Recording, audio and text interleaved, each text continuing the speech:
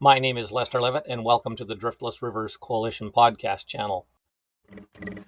In this video, we're going to keep the same graphic that we had for the last video on partisan ballots and partisanship, and we're going to talk about the bottom half of this graphic where it shows 4 different choices for a ranked choice election. Especially in partisan in the primary election. So what happened with the other ballot, if you remember from the video, is that when you walk into the polling station, you are asked, do you want a Republican ballot or do you want a Democrat ballot? And if you've got a favorite person on both ballots, you have to choose which one you're going to vote for.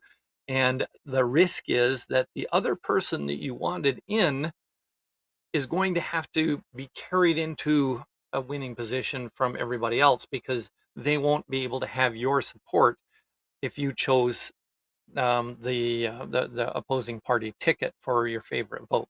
So once again, Josh Atkinson running on a Republican ballot, and all of your Democrat friends are running on the Democrat ballot, including Joe Burning, and so you have to decide, is your desire to support Josh worth the sacrifice that you have to make and forego the opportunity to vote for all of your Democratic friends just so that you can cast that one favorite vote for Josh, because you think that a Republican has a better chance at unseating Andrew Chesney than a Democrat, so you're going to throw your support that direction in March 2026 and hope for the best on the Democrat ballot. You should not have to make that sacrifice. That is wrong to even ask people to make that sacrifice. And the ranked choice voting system gets away from that. And here's how it works. So if you look at my ballot number 1, that one's got all of the ranking in there. There's there's 6 candidates on there. So you get to choose 5 people that you're going to vote for. And your favorite is up here at the top, and you cast your bubble number 1, my first choice, and bubble number 2, your second choice. Maybe you chose that person because your mother knows that person and they said, you know what, if your favorite person can't get in, at least vote for this person because I really like them. I think they're smart. I went to high school with them.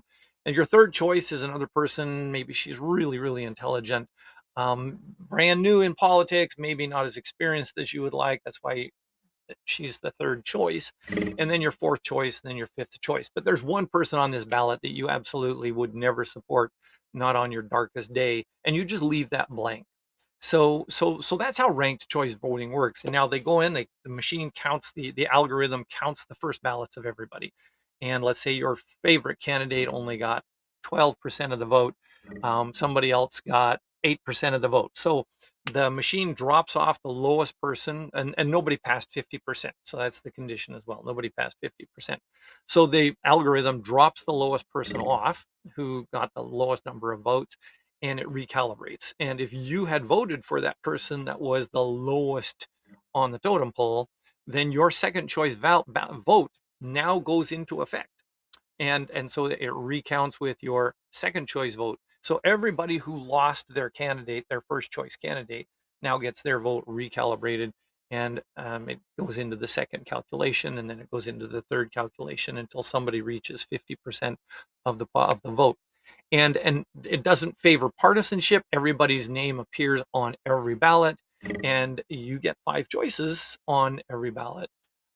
So based on how many candidates there are. And there's models out there that show how this work, but I just wanted to explain that really quickly and explain how it gets away from that partisan ballot, and we're leaving partisanship in the rear view mirror, and we're moving into a era where machine politics are no longer at play, and it may even disarm the need to gerrymander. I mean, congressional district number 16 looks like Zorro came up to a map and carved a big Z on the northwest corner of Illinois, and that's our congressional district. It's so gerrymandered, it's insane.